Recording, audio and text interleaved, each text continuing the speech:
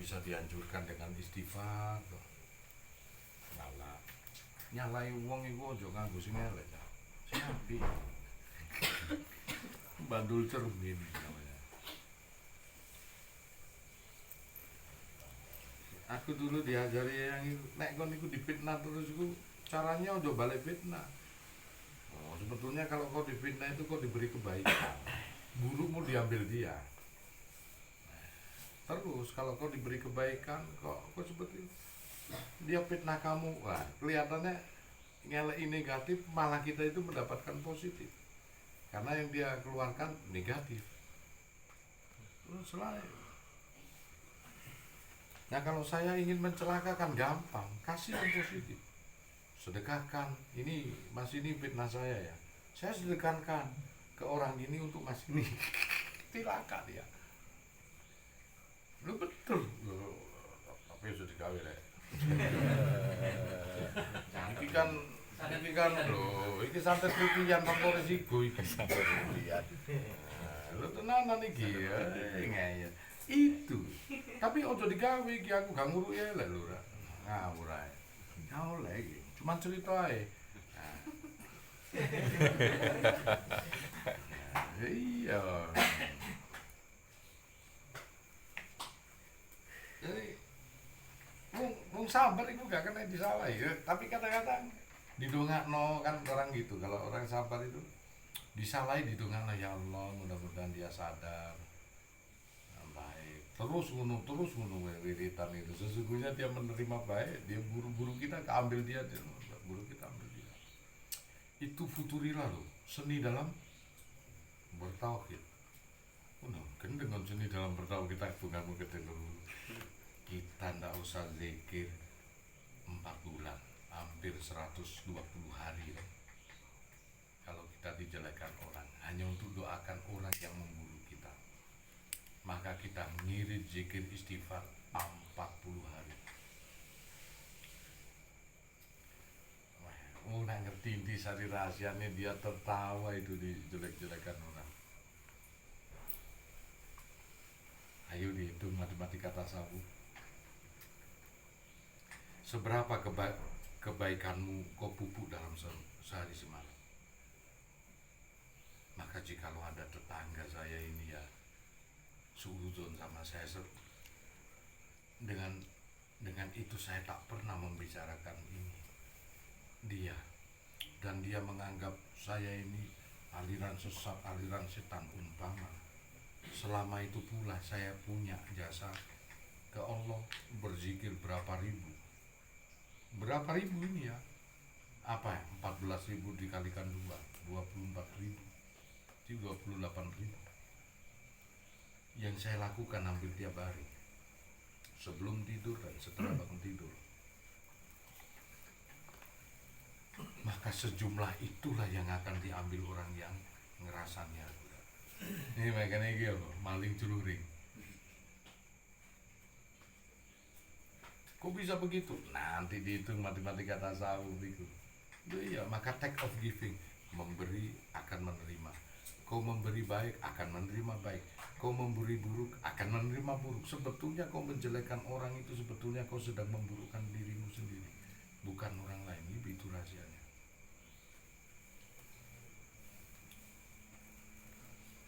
Rahasianya itu. Mau kau nyantet lampu nang Banyuwangi, santet sendiri. Dengan cara apa? Kebaikan. Doakan supaya dia berhenti fitnah. Untuk siapa Pak ini? Namanya Pak Indra, supaya dia tak fitnah-fitnah saya, kasihan. Harus dengan ini. Biasanya orang nganggo dongo iki nganggo sedekah doakan. Buah bandule cepet. Kok nang tukang santet dikendaan duit goblok kok niku. Gini. Ada nyantet yang putih. Enggu iki enak. Loh, bener iku kan. Lah, cilaka kabeh karo aku mergo tak sedekah iki. Coba bener. Cobaan pesen. Loh, tidak ku percumakan. Janji Allah bukan janjiku santun. Aku tidak percumakan amalan sebiji zahros, sebiji atom. Untuk apa kau beramal? Dan sekali-sekali tak akan nyampe darah dan daging korban kepadaku, tapi wujud ikhlas dan tulusnya, terutama niat, akan dibaca oleh Allah. Gowono sapi gawe Mas Waluyo sing suka ngelek-ngelek aku ben mandek. Kate gak mandek kon assalamualaikum warahmatullahi temenan yo. Lho aku yuyut innalillahi apa jeneng wiwit innalillahi apa karena saya berbuat baik, ternyata dia menganiaya anakku. Saya ingin diselesaikan perkaramu di sini. Tidak nono. Kowe gak tuh ngomong anak putu, aku lak ngomong ngono. Emosiku karena memang ditipani Allah berupa anak teraniaya. Saya pertahankan. Oh tak sedekah ya Pak. Aku melewat terus itu cuman minta innalillahi wa inna ilaihi raji'un. Lo kan wis wasilah. Aku korbankan ini untuk Bismillahirrahmanirrahim, tak sambung ayat Quran juga itu innalillahi wa inna ilaihi raji'un. Semua dari Allah, kekembalikan semua ke Allah. Tidak akan sampai darah dan daging kurban kepadaku, tapi darah ini menetes ke ibu pertiwi merembet cak. Iki ibuku, aku juga akan dikandung di perut bumi ini juga. Ya terus mari menurut batin juga sih. Karena orang batin nggak nyampe. Makanya ilmu batin itu lah bisa. Nah itu berapa minggu kemudian kerungu dipayu wong aku Slapindo Yanto ngomong habis potong kakinya, kemudian merambat matilah dia lu. Temenan aku ngomongin resep itu, makanya dua ilmu itu kabeh itu masih wujud penyesalan apa, tetapi tetap izin sama Allah. Ya Allah, aku kembalikan semua urusan kepadamu, aku sudah jaga amanahmu ya Allah. Dijelaskan ini wujud aku menjaga amanah, mempertahankan amanah titipan berupa anak dan istri. Maka aku tak terima anakku dibeginikan sama aku. Sudah aku awet-awetkan, jaga ini. Maka aku serahkan semuanya sama dirimu ya Allah. Malah gak ono dosa iku diserahno nang Allah. Bagaimana baiknya dirimu. Dijawablah sama Allah juga tanpa resiko. Hidupnya Gus Anton mandi ya bukan karena itu. Nah kepengen sebulanmu mandi juga kayak nyembul ya. Nah kepengen hidupmu mandi juga kayak itu. Nah kepengen supotomu mandi juga kayak supoto ya. Satu saat keluarkan supoto itu dengan mengucap yang pasti, demi Allah, Rasulullah, Gusti Allah ngendika sak pangucapku tak jali. Kuatkan sabdo ya. Setiap orang punya debusit. Nek kepepet mesti yo kena penalti, tokno sak debusit.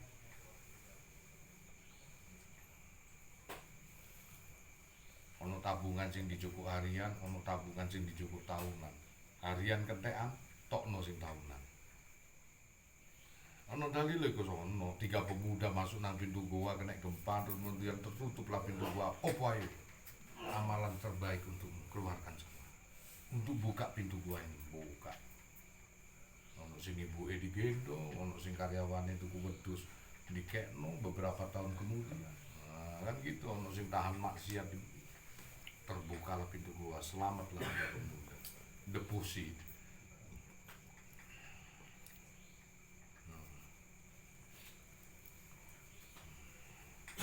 Aku pernah disuruh khalwat oleh guru saya, meskipun saat itu bodoh ya Allah. Sebagai tandingan kolateral dari permintaan kita, kolateral ya. Dan saya tak pernah mengeluh dari khalwat itu ya.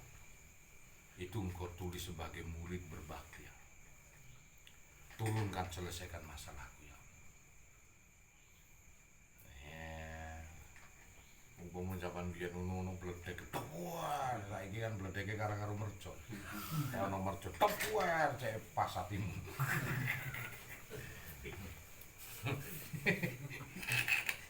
Saiki kan suara ngono kan iso di kamuflase mbek mercon.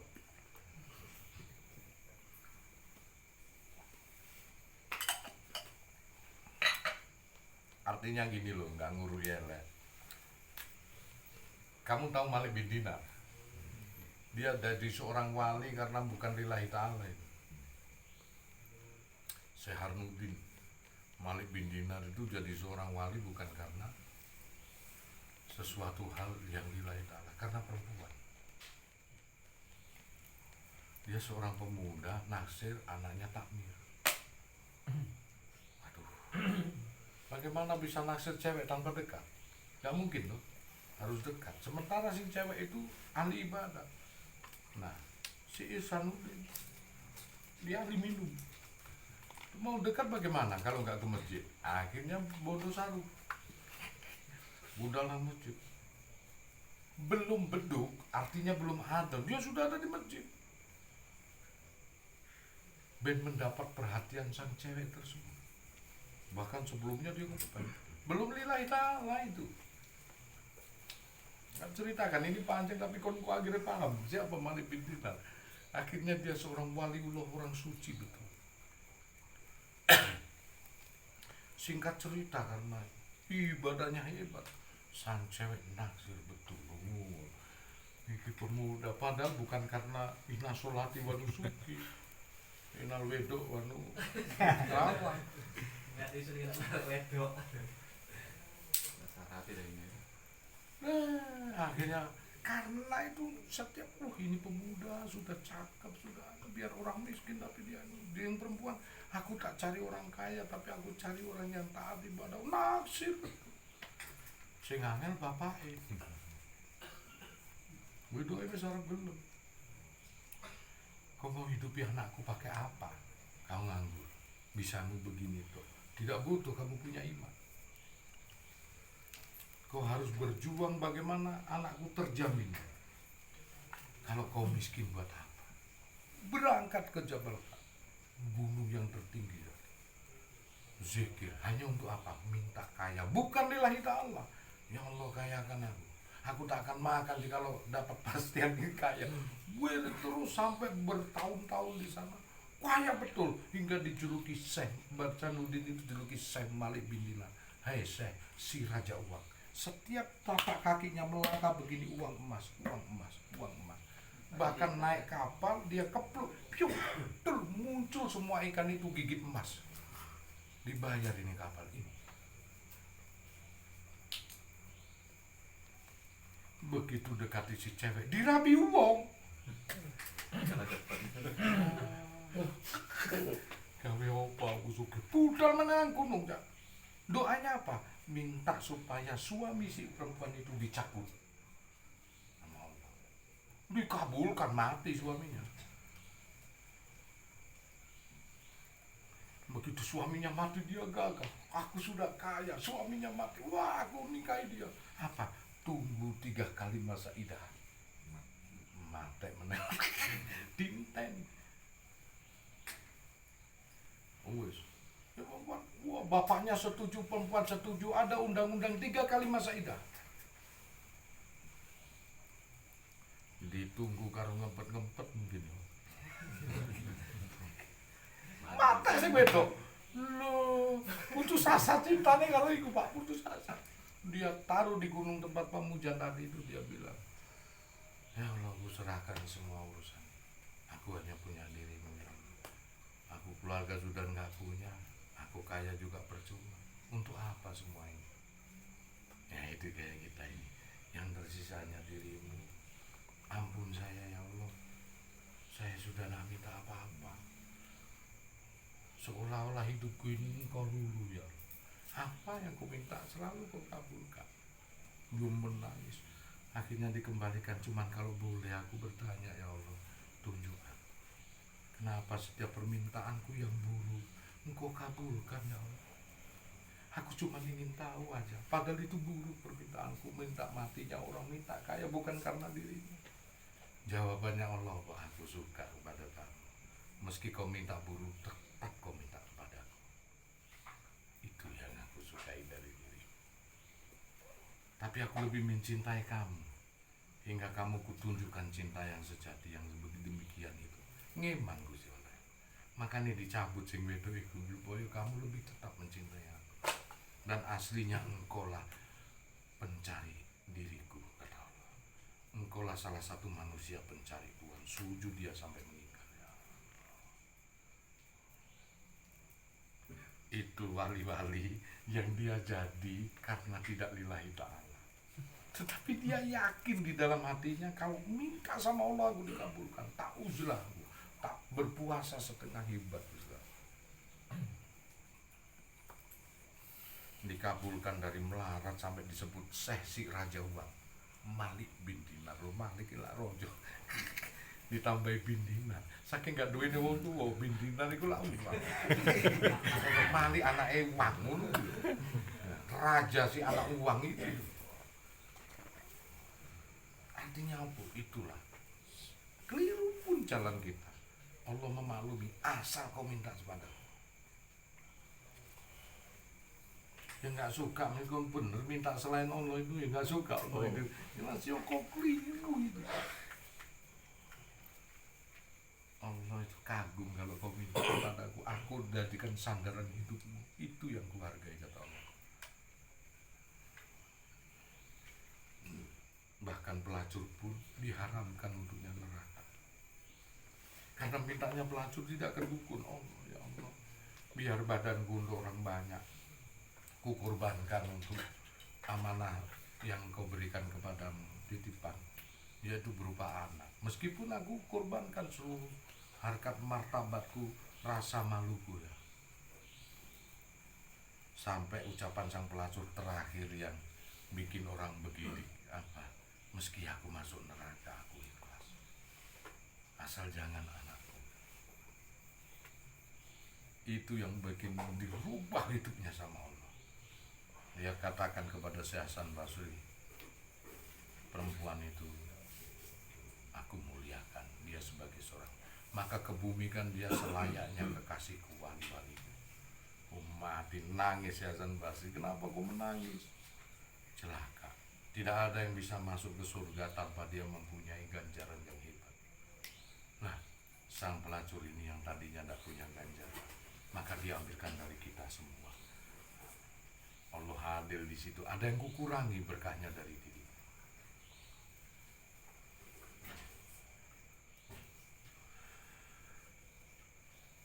Itu makanya apa? Ngaji hikmah.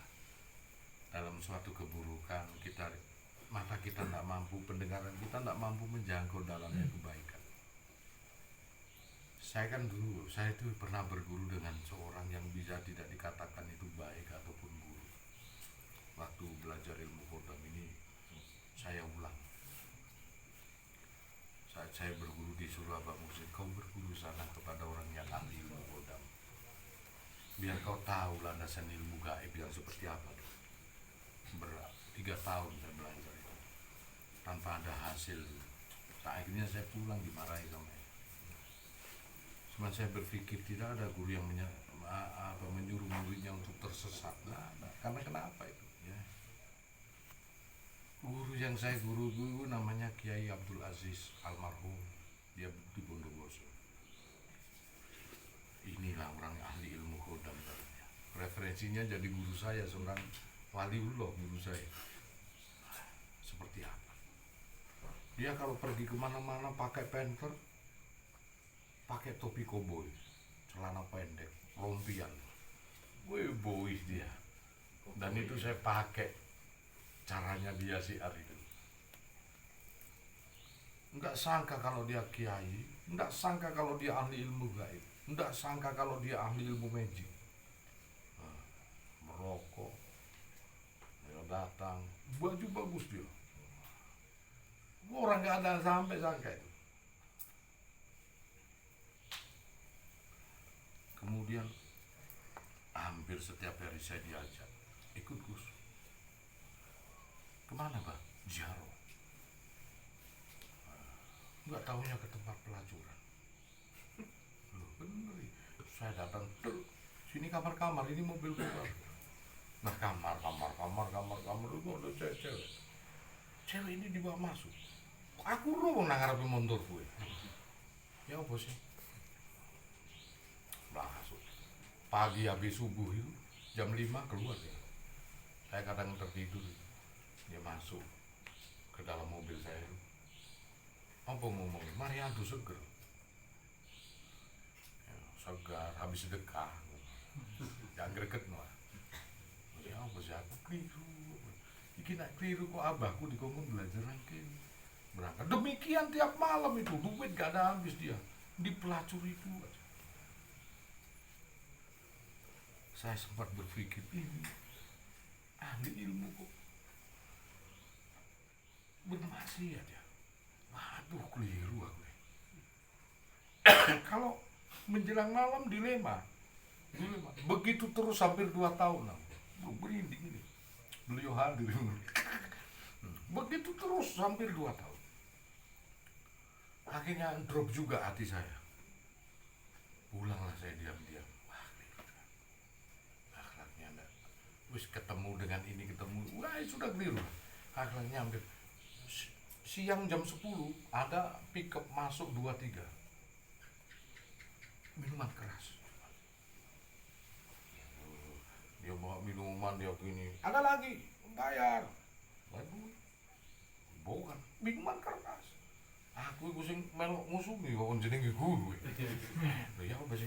Lho iya, walah demi Allah iku takut. Aku mikir, ya Allah. Ini belajar bijak aku. Hikmahnya indah, hikmahnya iku sampean iku iso dadi landasan ukur untuk belajar ngaji. Bingung. Saat itu saya usia masih 26 tahun ya, wis tapi masih bingung.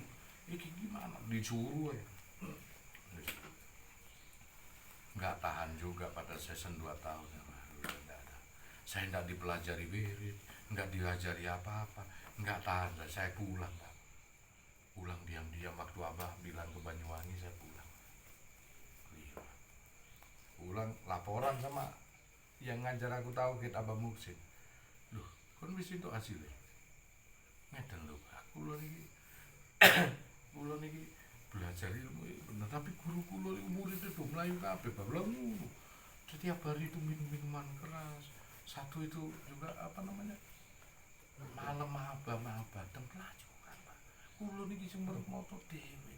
Apa sing tok delok durung mesti apa sing kejadian iki. Saiki ngene ae. Kon tak kongkon belajar ilmu matematika. Iya nang karo guru matematika. Iya. Nek gurumu gak iso bahasa Inggris aja disalahno le. Kon belajar akhlak nang ndi?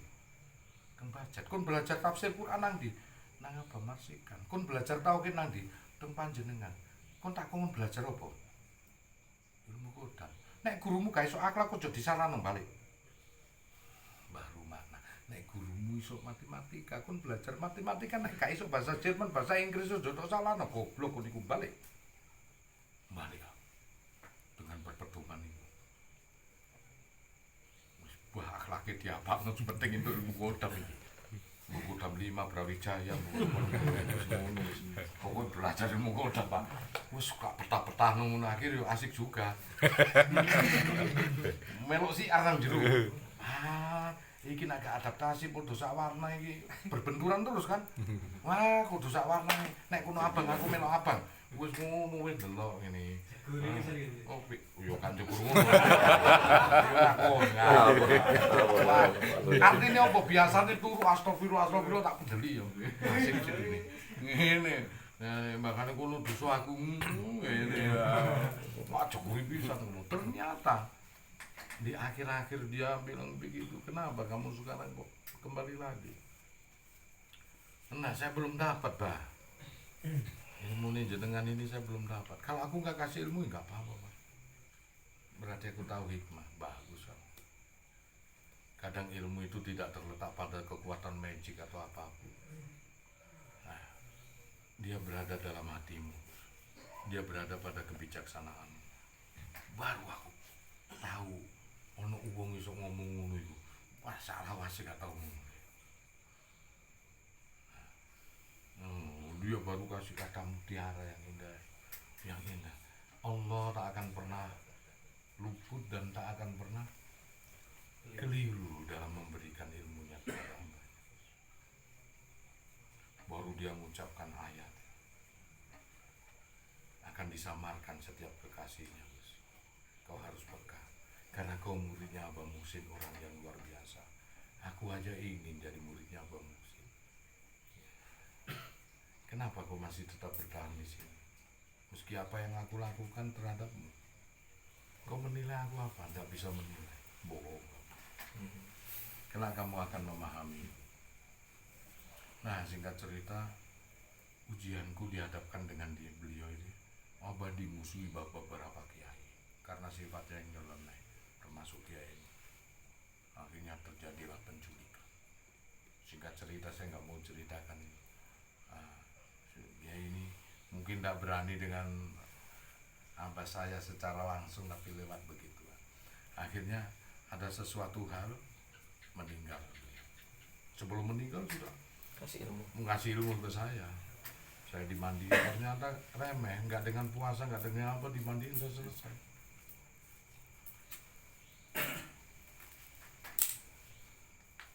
Terus di situ saya baru memahami setelah 40 hari kematian beliau.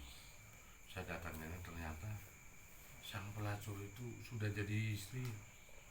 Dia ngurusi, namanya Mbak Mila. Saya akhirnya deketin Bapak. Dia gini, saya dititipin pesen cerita sama Abah untuk Gus Anto. Apa itu? Beliau bilang gini, tolong ceritakan kelak kalau aku sudah nggak ada. Dan dia meninggal duduk. Kalau buru, kenapa bisa meninggal begitu? Gus Nurul Khotimah. Gus mungkin gini ya Gus ya. Gus selalu melihat Abah itu masuk ke kamar saya. Ketahui ya Gus, Abah kalau masuk ke kamar saya cuma dia kasih uang saya 500.000 setiap malam. Dulu pelacur agone 70.000 ya. 500.000, cuman katanya begini, hari ini kamu jangan maksiat deh. Diam di sini, aku tak duduk baca Quran kamu. Itu aku mau ngukur muridku Gus Anton itu bagaimana dia nyikapi hidup. Nah, ini saya bilang. Makanya benar guru gua Muhsin, apa yang kamu lihat belum tentu apa yang terjadi. Balik. Allah tidak keliru kalau memilih hambanya itu. Nah, terus aku tanya Belkis Wanto, Gus Bel. Nah, Gus, aku temukan di belakang kamarnya ini kan jendela dibuka, banyak berserakan itu botol-botol minuman. Ternyata botol minuman itu dibeli untuk dibuang, supaya hari ini sedikit sekali orang yang mampu. Loyo Pak. Sehari semalam saya duduki makamnya beliau. Saya minta maaf. Dengan cara bukan duduk begini sempu sampai pegel kok masih enggak. Wis duduk berlutut permintaan maaf itu kan begitu. Enggak berani duduk begini. Saya sempu. Ampun Bapak. Akhirnya dia ngetoi saya pas jam 12 malam. Oh, kamu kan putranya Abah Muhsin. Ini di sini tidak ada yang gagal didikannya Abah Muhsin. Aku kepingin jadi kamu berilmu tapi bijak. Cara mencerna jangan lewat mata dan telinga. Rasakan di dalam hati. Gitu aja bilang. Dan dari situlah banyak ilmu hikmah saya itu. Meski itulah guru sejati yang saya ucapkan tadi. Saya tahu makna guru sejati. Meski dia mengajarkan keburuk, ending akhirnya baik. Bagaimana Nabi Musa berhadapan Nabi Idris? Nyeleneh gak karu-karuan. Bagaimana?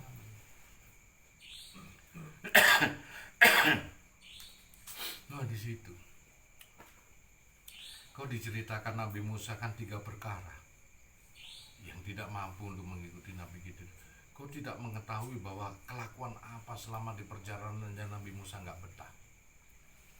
Hanya diambil 3 poin perkara yang itu Nabi Musa gagal karena suatu pertanyaan yang memang belum terjawab.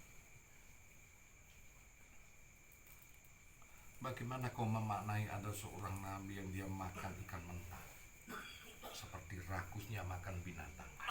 Dan Nabi Musa itu batin. Dan jawaban itu kan belum ada di Quran. Asbabul nuzul.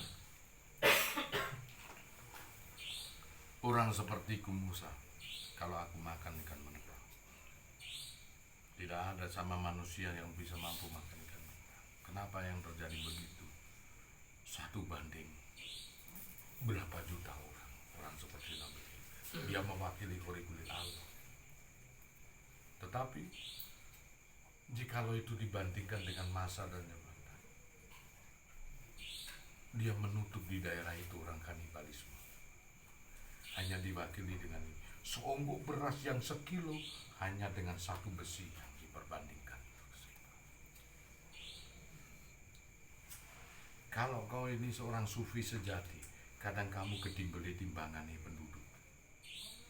Itulah alat ukur alam yang diberikan Allah kepada kita. Makanya kalau ngaji syariat, landasan ukurannya adalah penilaian. Tetapi kalau penilaiannya dari hakikat, landasan ukurannya harus pengorbanan. Maka kalau kau bertauhid tingkat tinggi, hampir-hampir kau tidak bisa membedakan mana dia yang kenal Allah, mana dia yang kafir dan dolim. Seperti Nabi Khidir disebut nama, kok bunuh anak kecil. Kau tidak bisa membedakan suatu perbuatan fi'il.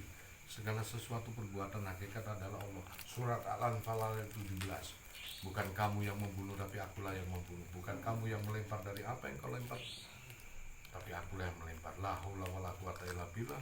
Tidak ada daya dan kekuatan kau bergerak maupun diam pun kecuali datangnya dari Allah. Dari mana kamu bisa menilai itu? Terus lantas kamu nggak nyampe di sini. Oh, berarti aku bunuh orang dari Allah ini. Oh, ngawur. Ilmunya nyampe sih, apa batasan ilmu? Ta'awudan itu kamu harus nyampe dulu. Untuk apa kamu berbuat?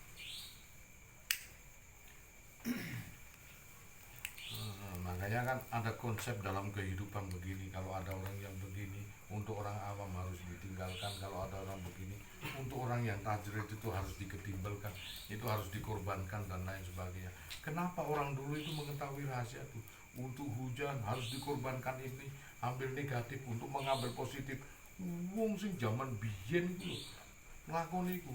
Bahkan kalau nggak ada hujan, ada yang dikorbankan manusia itu, meskipun salah, tetapi benar.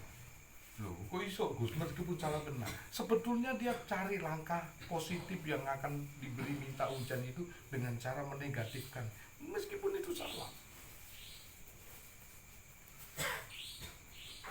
Saya Maulana Mali Ibrahim sang pembebas, zaman kekeringan dulu Majapahit, datang tidak begitu. Dia ambil doa, dia hujan. Wow, nggak usah korban manusia. Karena apa? Ya memang positif didorong kalau positif, yang akan negatifnya itu kepada Maulana Mali Ibrahim. Ada yang kurang di Maulana Mali Ibrahim, yaitu sawabnya. Kenapa sholat istighfar, sholat minta hujan harus beberapa umur? Ada yang digadaikan ke Allah. Karena sesuatu sebab, jikalau dalam setahun tidak hujan itu ada suatu sebab dosa yang menahan, harus dibuka dengan apa? Amalan kita semua. Sekelas satu wali dengan ribuan orang baru hujan, berarti perbandingan apa? Satu wali dibanding dengan ribuan orang. Jakarta pernah sholat istiqo jutaan umat, belum dikasih hujan. Bayangkan dosanya orang itu. Padahal zaman dulu sekelas ribuan orang satu wali. Nah saiki sekelas satu wali gak jamin 2 juta orang bisa diterima sama Allah. Itu masih. Nanti kamu itu kalau nggak ada yang dipertukarkan. Kenapa dengan sedekahku aku belum? Kenapa dengan sedekah kamu kurang pengorbananmu? Kurang kau pengorbananmu, nggak mau. Tapi kalau pas selesai. Ini hakikat kejadian, Pak, kita nggak bisa. Kenapa ada orang yang sedekah paginya dikabulkan, ada orang yang sedekah lagi besoknya dikabulkan, ada orang yang sedekah 2 bulan belum dikabulkan? Karena apa? Perbandingan jarak dan ukuran kurang. Kau memunafikan diri. Kemarin ada orang sedekah 4 juta, utangnya 125, sorenya lunas. Ada orang lagi Ari itu sedekah. Lu Pak Yoga datang dilunasi Pak Yoga siangnya. Jam 10 pagi juga salah. Padahal Ari jam 12 sedekah. Loh, karena itu cukup untuk amalan ibadahnya Ari, waktu jauh-jauh ke sini hanya untuk cari kebaikan. Ditambah dengan sedekah cukup. Lah ada orang yang sedekah hampir ratusan juta, belum terjadi karena apa? Belum kurang. Ternyata sing disembunyiin adalah ngatus. Mana bedanya Ari 1,5 juta, tapi totalitas nggak punya apa. Ada orang Pak Driorejo itu nggak punya, dia gadekan sepeda motor. Pak Kusnan itu 125 juta lunas. Kejadiannya lucu. Pimpinan karo pimpinan bergegeran, akhirnya mangkel sing iki. Pak Kusnan teko, wis lunas ya. Apapun bentuk kejadiannya itu.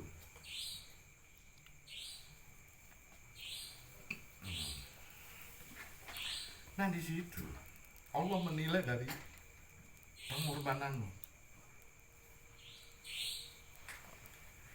Dan rahman rahimnya Allah itu ada di situ. Bukan karena Allah menyesatkan, sebetulnya apapun yang dia ini landasannya baik atau buruk, hasilnya juga baik. Nah, akhirnya ada suatu umat yang mau diadab, umat Nabi Lut, umat Nabi apa? Diseimbangkan dengan satu orang Nabi, Nabi Lut, Sodom, Gomora, Samud, Nabi Hud, Nabi Soleh. Satu dong. Beras segini banyaknya 2 kilo, hanya dengan timbangan 2 kilo, satu dong. Diperbandingkan, maka tidak akan dilaknat. Tapi jikalau satu ini lepas, laknat. Makanya Nabi Lut, jangan kau begitu, jangan. Sudah mendung ini. Nabi Lut mengorbankan dirinya, biar ya Allah aku mati beserta umatku. Nggak terima Allah, diutuslah malaikat, selamatkan Lut, selamatkan Lut. Nggak akan turun bencana ini kalau ada Lut, selamatkan Lut. Turun malaikat untuk menyelamatkan. Tadabur, jikalau ruangan ini kotor, ada berlian yang jatuh, iyakah ini dipel? Nah, cari berlian dulu sampai ketemu. Begitu ketemu, habislah sok. Karena ada berlian yang jatuh, nggak akan dipel biarpun sekotor apapun tempat. Kon bejat opo kok sih gak kene. Ono wong mulia sinanjur sebagai landasan ukuran timbangan untuk orang. Nah, terus ada apa dengan daerah yang kena itu? Tsunami, Pangandaran, apa? Karena orang-orang yang wadzuhir wal batin tidak ada di tempat itu, Pak. Durun nafis, permata yang indah tidak ada di tempat itu. Sesungguhnya aku lebih sayang dan lebih berpihak kepada mereka-mereka yang bersabar dan bertakwa. Jadi kalau masih ada orang bertakwa di tempat seperti itu,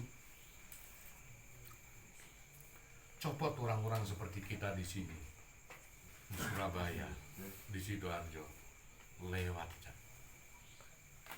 bencana yang akan diturunkan ataupun kerusuhan-kerusuhan yang akan diturunkan. Makanya omongan paranormal itu barometer Surabaya, Jawa Timur. Karena Jakarta sudah hampir-hampir punah. Orang-orang seperti kita ini, bukan kita mengunggulkan diri, nah, karena landasan ada yang diseimbangkan. Wa man sakulat mawazinu faulai kamu, wa man khufat mawazinu. Landasan keseimbangan. Dalam Allah menyatakan, mana di antara ciptaanku yang tidak ada keseimbangan di dalamnya pasti runtuh. Salah satunya, suatu saat negatif yang menang, suatu saat positif yang menang. Seperti bergulirnya timbangan naik ke atas, butuh waktu. Satu saat positif menang, satu saat negatif yang menang. Itulah cokro manggilingan, dia berputar semuanya.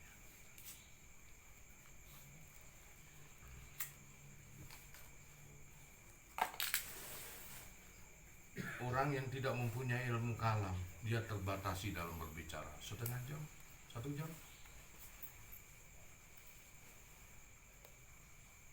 Tapi orang yang mempunyai ilmu kalam, dia tidak terbatasi oleh waktu, tidak digerus sendiri waktu. Karena itu tadi, walau ana mafil ardi min zajaroti akhlam baru yang mudumin badi sabatun uniru nafidat kalimatullah inna aziz. Hutan dijadikan pena, segoro didadekno tinta, ditambah ketujuh itu pula sabatun uniru nafidat, tak akan mampu menulis kalam-kalam. Dari tahun 2004 sampai sekarang jujur di jari ini sing anyar bagus. Ini nenek menungso batasannya batok kepala ini sebesar tempurung kelapa, nggak akan mampu kamu anu. Tapi kalau lisan itu bergulir, itu nggak melewati pikiran.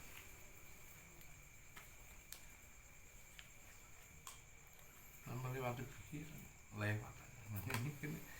Kayak pemodele itu biasanya. Dan orang itu nggak dikaruniai pitungan kan. Coba nak wong ngapalno iku mana? Sejamnya bayarannya 15 juta ya. Wah, ora kon ngomong ngene iki wegah e. Engko nak padha meneng ku ceramah nang kono padha, ceramah nang kono padha, nang YouTube padha. Lah karan ngono download wae.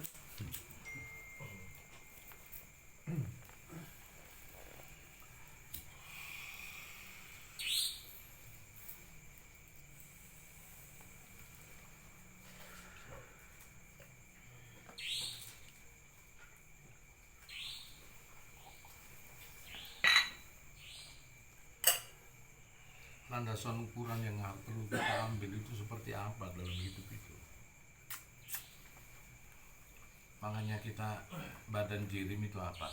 Badan jirim itu kita diwajibkan untuk mengidolakan salah satu orang yang paling mulia atau termulia, atau orang mulia yang ada di muka bumi, atau disediakan sama Allah. Ini sunan-sunan, ini para sultan-sultan, ini seorang wali-waliullah, supaya kalian mengidolakan, karena itu makanannya sifat. Untuk memotivasi gitu gitu. Iya.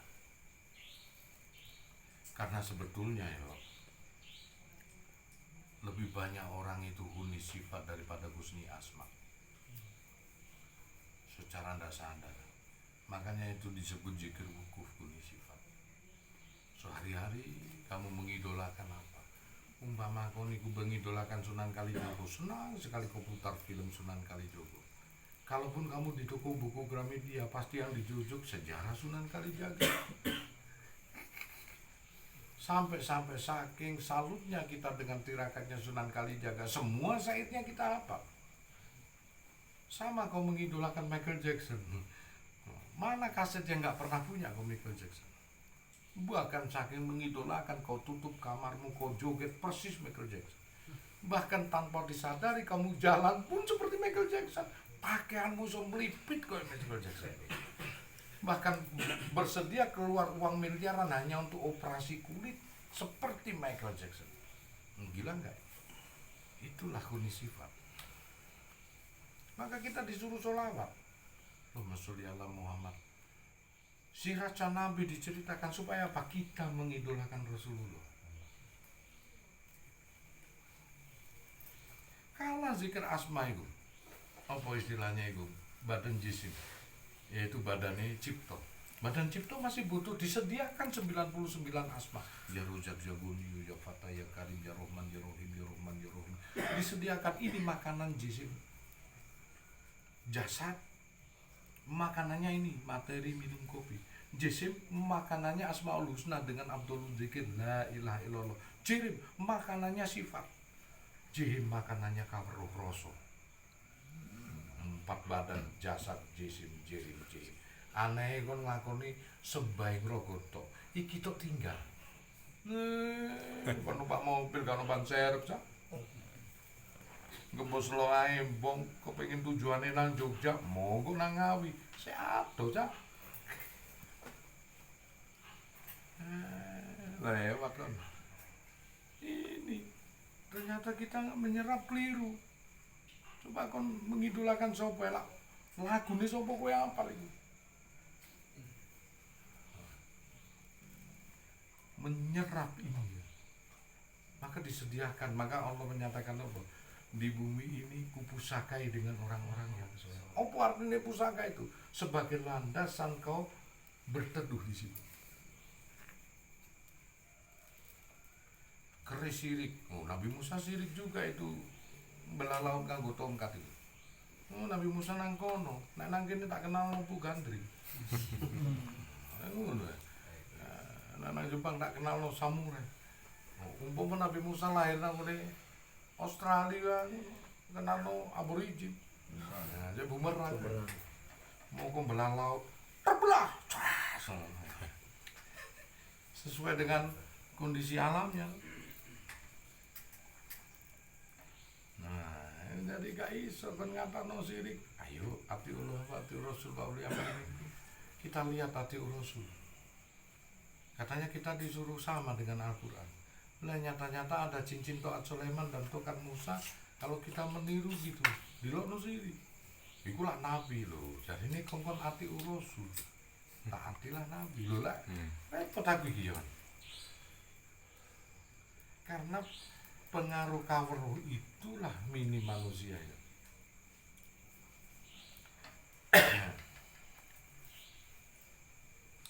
Sampai kapan kita itu tidak disuruh seperti Nabi Musa? Pahami kenapa Nabi Musa kok harus pakai tongkat.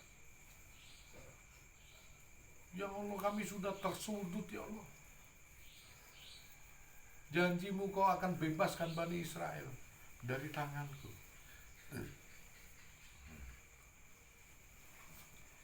Hantamkan tongkatmu Musa.